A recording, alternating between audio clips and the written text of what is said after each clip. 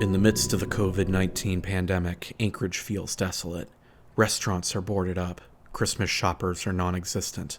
Somewhere in this mass of buildings, a homeless person huddles for warmth, unable to find shelter. The city is hibernating. It's so cold. Why'd you have to film this in the winter? We finished this game literally 2 months ago. No time like the present.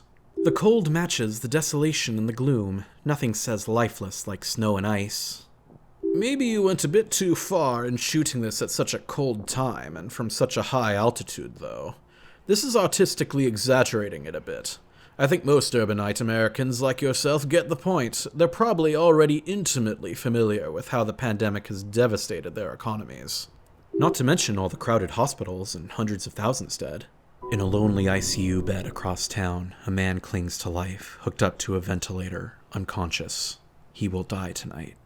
His family can't be with him in his last moments. They can't mourn their dead. You couldn't be with your own lost family in their last moments. You cannot mourn your dead. Wow, so this video is going to be a downer, isn't it? Are you going to be able to keep it together? This is definitely not disco. We need some of that emotional support junk food right now, stat man. Hey, how long has your camera been recording now? Yeah, weren't you going to talk about a video game or something? Okay, fine. Disco Elysium.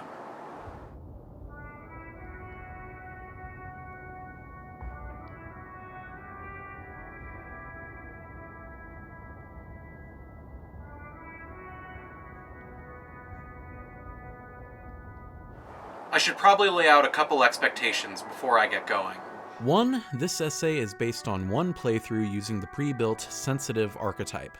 I've done some research on what other character builds are like and what kind of content I wasn't able to get to, though I did as much as the side content as I possibly could.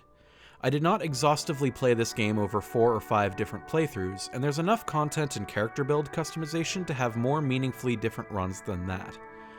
And 2, I did a lot of the side content, but not entirely all of it. I was not able to find my way into every area, and I was not able to solve every single problem or see every thought cabinet bonus or meet every character. There's a lot to discover in this game, and I highly recommend checking it out for yourself and seeing what you're able to find. Before I begin in earnest, I want you to bear with me for a moment because I'm going to talk about politics in video games. In the world of Disco Elysium, politics are nearly unavoidable. Ideologues, of which the player may be one, have tangible and noticeable impacts on the game's story. A workers' union bullies small businesses and openly accepts suspicion for hanging the mercenary behind the whirling in rags. Capitalist mercenaries instigate a fight that leads to tangible losses. Communists and fascists reminisce on the loss of a passionate war and of ancient traditions, respectively. The only ones uninvolved while away in the smaller nooks and crannies of the world, the only place they can escape from it. This game's view of politics seems, at first glance, to be fairly cynical. Every viewpoint is blunt in Harry's head, with downsides and pessimism laid bare.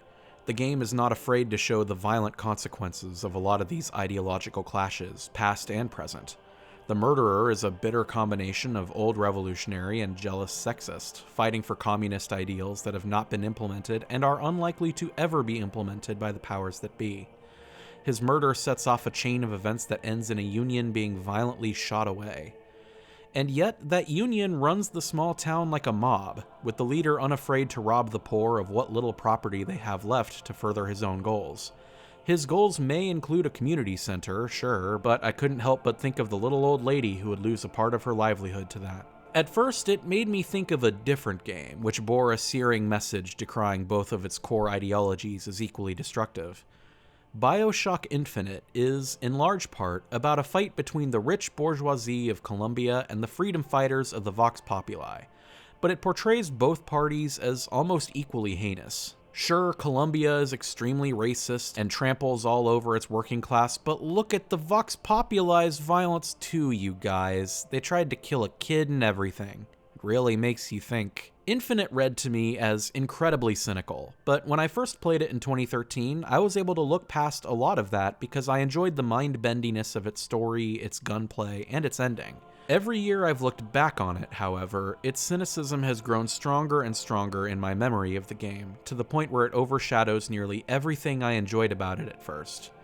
Its politics felt myopic. It wanted to portray this grand conflict between tradition and progressiveness, but in the face of its violence, it felt hollow in retrospect. There were many think pieces at the time of its release lamenting that its story would have much more of an impact if the game were less shockingly violent. And as much as I love me some violent shooters, I'm not inclined to disagree with those articles in the specific case of BioShock Infinite.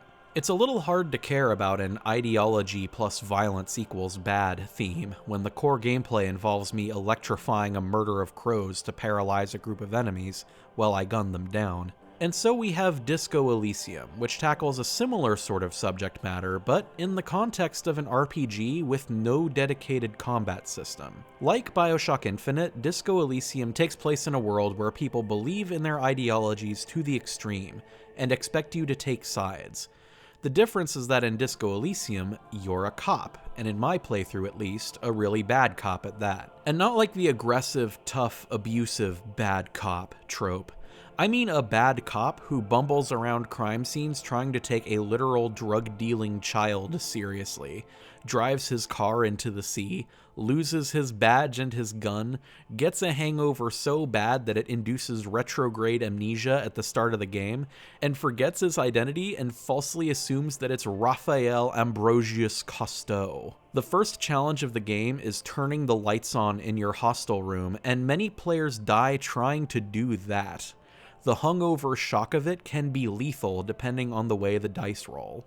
It's honestly a little humbling. You aren't playing as some RPG chosen one or somebody going out on a quest for revenge. You're playing as a shambling drunk trying to do a pretty mundane job. It's kind of refreshing, honestly. That perspective is vital to Disco Elysium's politics. In many other games with a cynical take on player morality, the player is powerful. Chances are they have not only the whispers of ideologies in their party or from the enemies, but also the power to choose which of those ideologies is going to influence the world in the future. Going back to BioShock Infinite, Booker and Elizabeth murder enough people to change the political landscape of Columbia in unfathomable ways, though it conveniently doesn't linger on it for very long before becoming more of a character study between Booker and Elizabeth. But though Disco Elysium presents the player with lots of different political ideologies, they never really get to influence what ultimately happens in Revachol. They may save a few lives, but even that's not much of a choice if the RNG isn't on your side. It sure wasn't on mine. Your end goal is not to save or change the world. Your end goal is to solve a murder. The circumstances of the murder do not change no matter what the player does. The murderer is the same, the cause of death is the same, the motive is the same. It's all concrete, unalterable fact. The final boss, if it can be called that, is a final test from your superiors to judge if you're even still fit for detective work. If you factor your own personal politics into it, you will get chastised, because the player's own politics do not change the immutable facts of the case. So why then feature politics? The game's world is indisputably impacted by the politics of many different people and many different movements. Communists, fascists, neoliberals, capitalists, and race theorists are all present and accounted for, and they want to sway you to their side, if not pick a fight. Come on, George, you're really going to ask why is politics in the year of our Lord 2020? The sheer contempt, incompetency, and insanity on display by our real-life national government and population alike defies even parody. You know, I figured the Animaniacs reboot felt a little weak. So much of what's happened this year, let alone the last 4, has been so absurd that jokes about the subject matter feel tame. Former Anchorage Mayor Ethan Berkowitz had to resign from his post mid-pandemic because a news anchor posted malicious revenge porn of him. A mere 10-minute walk from where you live, a little more than 3 months ago, people in the Anchorage Assembly Chamber cheer for it. They live for the malice and the disrespect. They laugh at his humiliation, at the violation of his privacy and the irreparable damage this will cause his family and his psyche. It is a lively, joyous, hateful, revelrous night, and a few blocks away, a young YouTuber feels sick to his stomach. The tragic ridiculousness of it all, the anti-Semitism, the toxicity, the sexual violation, it fills him with anxiety. He feels physically ill. Just rereading the whole thing makes me want to punch something. You see, George, politics are everywhere. It doesn't matter how insignificant you are, it doesn't matter how much you can change it, or how much power you have. Politics rule you. They determine whether you'll have access to health care, whether you'll have a safety net if you lose a job, even whether there's a Marvel movie this year or not. You cannot escape politics.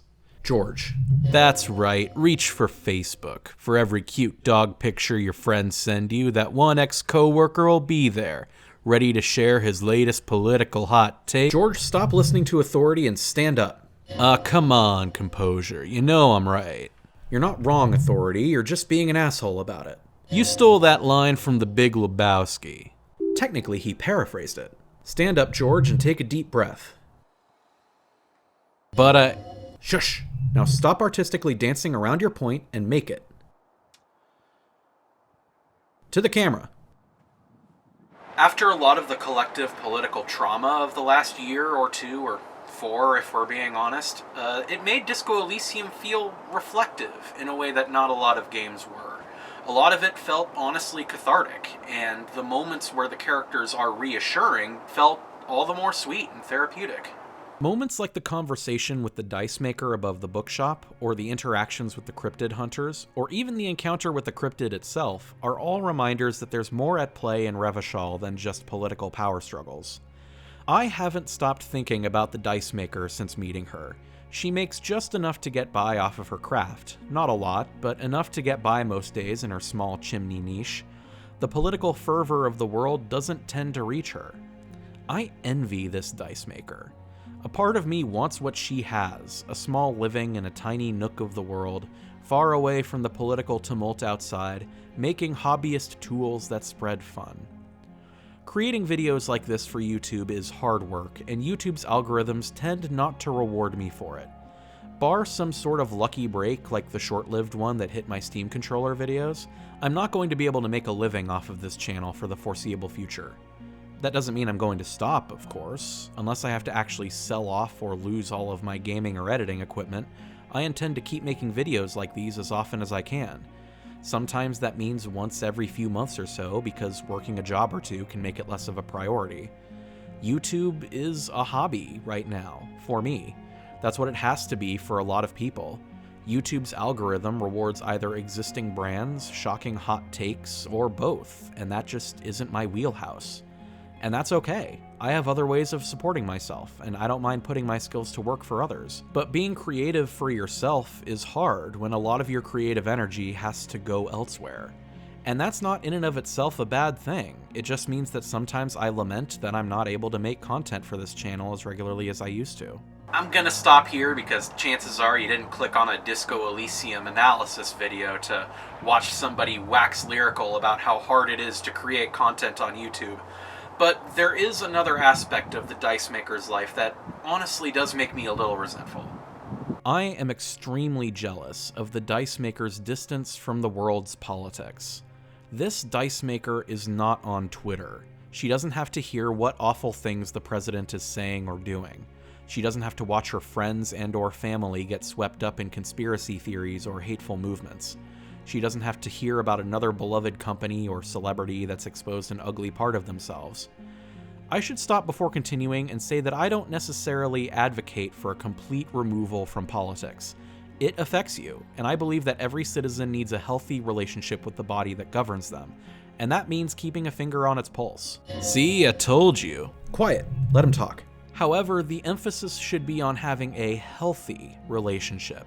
And the relationship that many political leaders have with their audiences in Disco Elysium eerily mirrors the dynamics in the real world.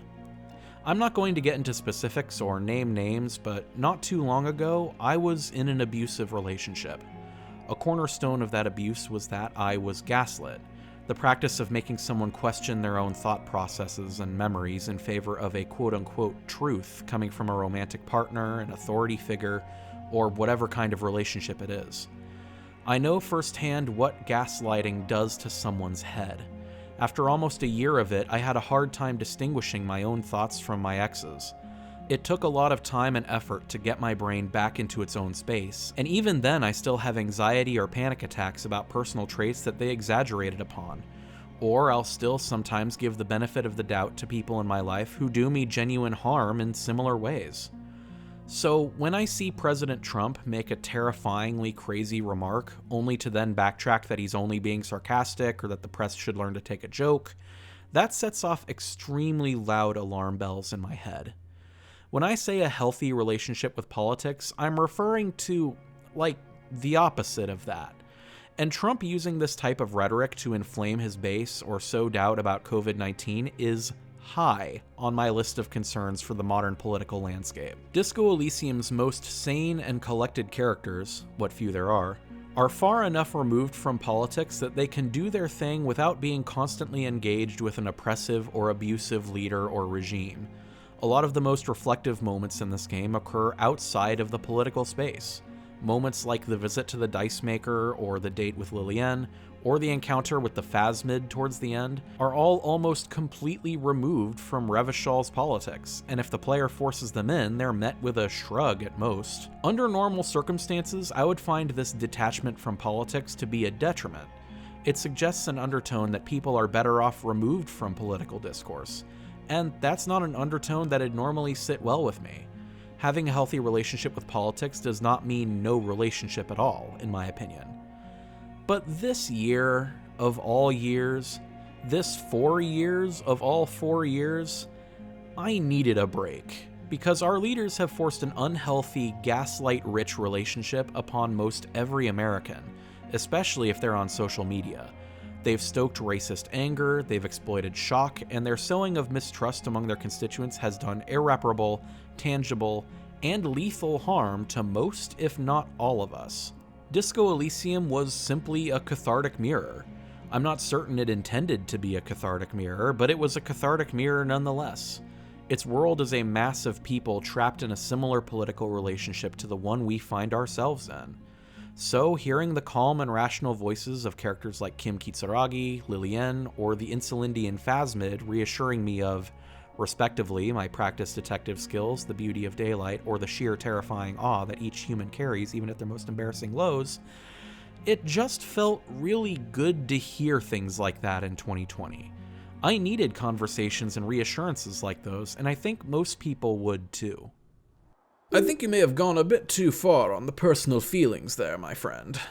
I disagree. The game's almost like a Rorschach test, and seeing how George reacted to it is fascinating and worth exploring. I don't know conceptualization. George has already spent 2 different videos this year waxing lyrical on how creative media helped him get through this difficult year. Getting back on track though, we should probably wrap up by talking about the moment. Ooh, that moment? The moment that sealed this game's place in our heart? The one that made it such a perfect game for 2020? That very moment, the car crash scene. It's such a well-written revelation. Whoa, what's his problem? What's my problem? We're over 3,000 words into this essay and you still haven't gushed about the game's role-playing systems. Actually, wait, no he hasn't. That's honestly pretty surprising. Aren't we usually super hardcore into this kind of game design thing? We would have gushed about it before now. The Outer Worlds was his best game of 2019 because of its role-playing systems, according to his Best of 2019 video. This is a long favorite game video and I want to gush about how good this game's design is. Okay, take it away. It's my hope that more CRPGs adopt Disco Elysium's design mindset in the future, because this game does a remarkable job of building a deep role-playing experience without any combat systems whatsoever. That's a concept that threw me off a lot when I was first reading about the game, but now that I've played it, I've seen that not every RPG needs it, and Disco Elysium was able to do a lot without it. Disco Elysium is built on dice rolls. Every challenge is a dice roll. Every punch, every persuasion, every understanding of someone's frame of reference, every karaoke foible, every attempt to fix a thing, it's all dependent on the dice. Your stats will increase or decrease your odds, but every dice check will always fail on snake eyes or always succeed on double sixes. Sometimes, no matter how skilled you are, you will fumble the odds. The game's secret to making this work is that it expects you to play past your failed rolls, or at least lets you retry them. Red checks can only be tried once, but they're placed at intervals that can be failed and still let the story progress. For example, the standoff towards the end of the game is composed entirely of red checks. These checks determine who lives or dies, and whether Kim is able to accompany you for the endgame. The endgame will happen regardless of any of these outcomes, but they add personal and/or ideological stakes to the story nonetheless. Side note, in my playthrough, I failed every single red check in this standoff, even the ones that I had a good chance of succeeding. It felt awful, but I pressed on regardless. By contrast, white checks can be tried again and again every time you level up the relevant skill, up to a point. This massive weight behind the bookstore can be tried again and again.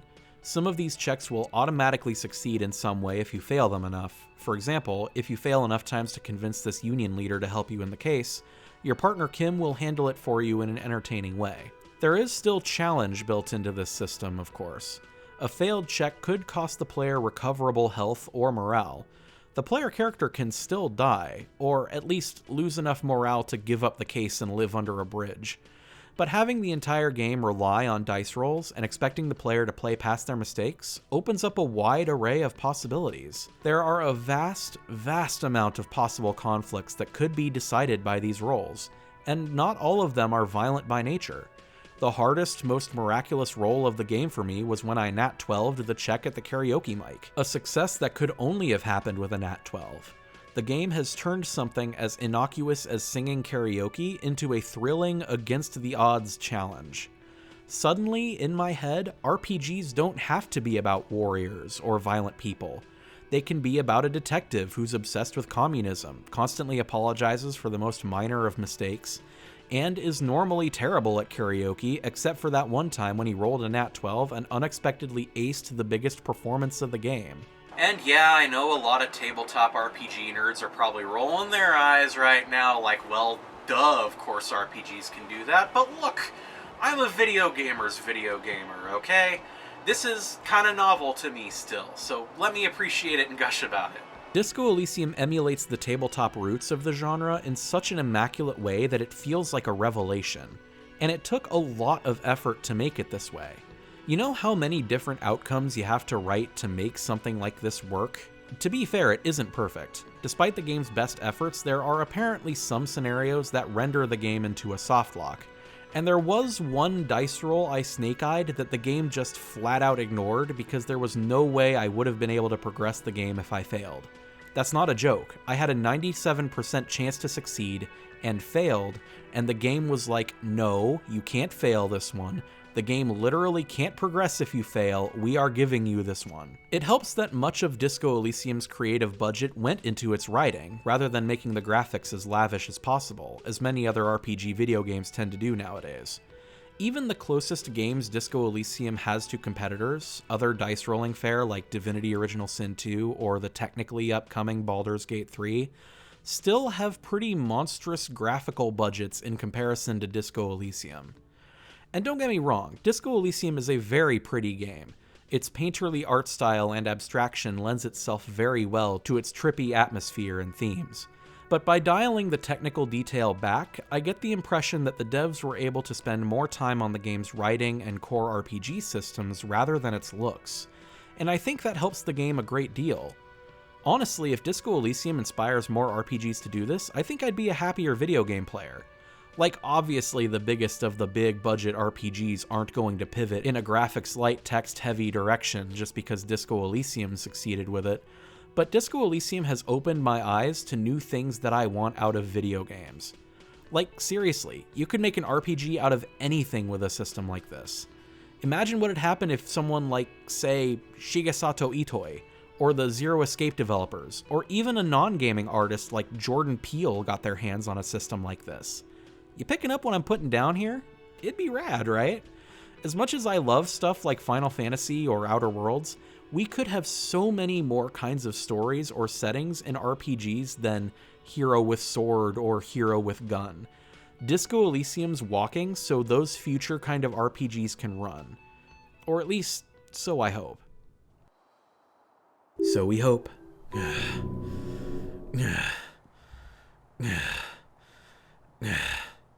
You good? I'm good. Can we talk about the car crash scene now? Are we sure we want to wrap this essay up with that? Normally we end on some kind of summary of themes, or we touch on older personal memories or experiences. Do we really want to end it on the car crash? Oh, come on, it's not that weird. Sometimes the themes most embedded into stories' core are summed up best in a single scene. Remember Atticus Finch's speech in To Kill a Mockingbird? Andrew Ryan's famous monologue in BioShock 1. Who could forget that scene from Sorry to Bother You? You know, the scene. That one. Come on, Inland Empire, this is an essay. You'll have to be specific. Please don't be specific. We remember the scene. Don't pull it up on screen. Oh, okay. I understand then. In the bitter cold of March 2020, at the onset of a pandemic that will soon kill over 250,000 Americans, DQP rereads a part of Watchmen. He gets to the final page of Chapter 11, and for a moment, he puts the book down and stares up at the ceiling for an uncomfortable amount of time. Internally, he grieves for lives lost to ignorance and carelessness. He does not yet realize that his grief will only grow more exponentially. Okay, Shivers, let's wrap this essay up. Car crash scene. So we've come to the end of the essay, and I wanted to sum things up with a single moment that hit me particularly hard, at a particular moment in time. You may have surmised from the thoughts in my head bit that I've had going which scene it is. You're calling us a bit? We are a bit. We've never been in any of DQP's previous videos, and bar a sequel to Disco Elysium coming out, we probably won't be in any future videos either. That is, by definition, a bit. Shush, he's getting to it. It's the car crash scene. Yes! So among the many, many things that Harry, or Raphael Ambrosius Cousteau if you so choose, does before his amnesia-inducing bender is drive his police car into the sea. This, like the case itself, is an immutable, unchangeable fact. You cannot salvage the car. It is dead. In my playthrough, my player character did not immediately recognize the carriage as his own and sat on a swing for a while to wait until the tide came down. And then the realization hit him. Morale took a hit. Kim sat patiently on the swing next to mine as I came to the horrific realization. My character needed this, and Kim knew to stay silent and let it happen. Kim was not afraid to let me know that this crash would have consequences, particularly that it would cost my character's precinct a lot of money. He and Harry acknowledge the crash for what it is, a screw-up. However, there's an exchange that happens moments later that struck me in particular. Harry goes through the wreckage and finds his missing badge. It reaffirms his appearance, his identity, his rank, and other important information.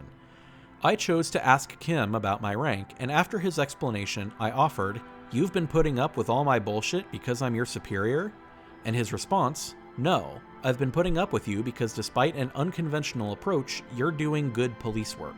I think affirmative words like these meant a lot coming from Kim.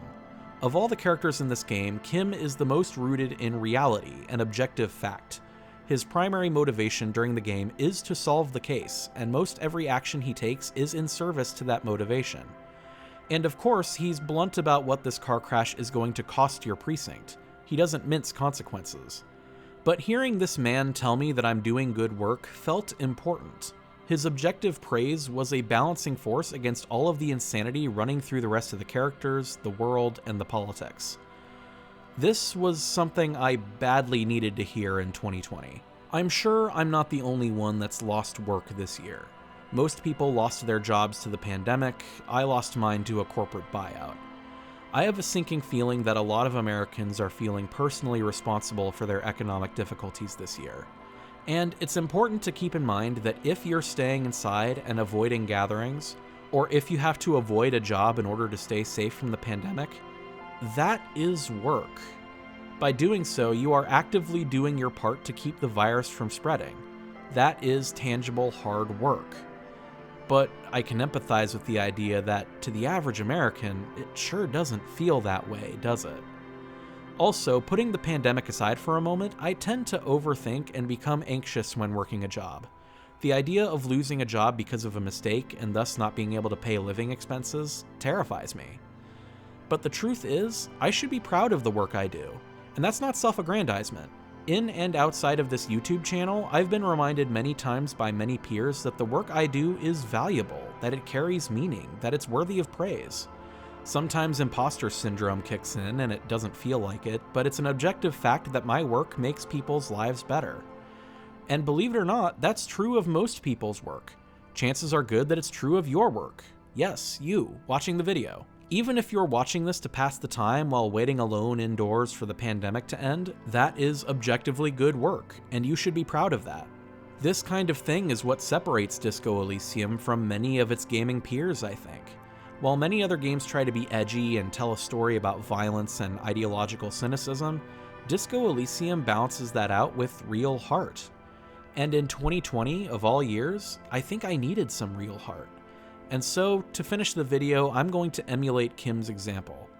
If you, watching this video, have avoided gatherings or sacrificed plans because of a fear of pandemic spread, you have done a good thing, and I am proud of that. You have saved lives.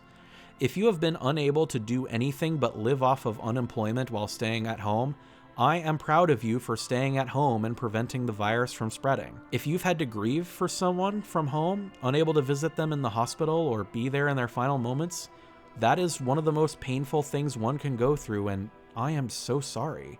The time will come when we will be able to collectively grieve everything we've lost as people, as communities, and as a nation this year. But in the meantime, I am proud of you for doing your part to fight the pandemic, however small or effective that part may be. This year has been long and hard and cruel, but if you're watching this, you've almost made it to the end, and I am proud of you for that. What a faves essay. It only took little more than a year since the last one.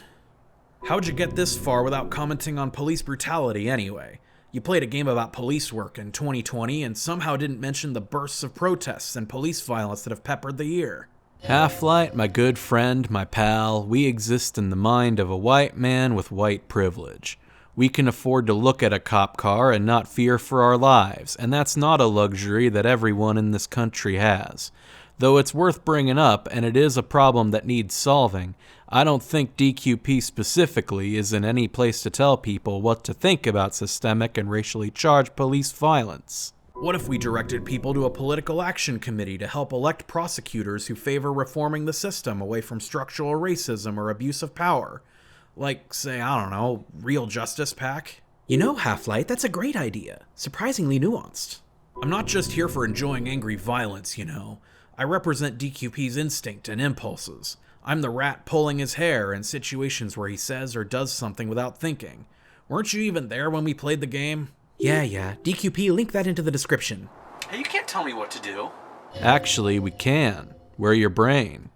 We're literally your inner thoughts, and all of us are in agreement with this. Yes, we are. He's not lying.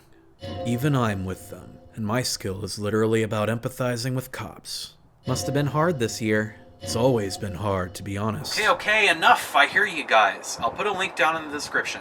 You can donate below to help elect prosecutors on a local or municipal level to help stop systemic racism and police brutality.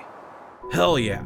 Punch systemic racism in local police departments. Punch it in its face. With money. Guys, please. It's cold up here. Can we go home? I don't know, physical instrument. Conceptualization. Can we go home? Are we done? Yes, I think we're done. This was fun. When are we doing this again?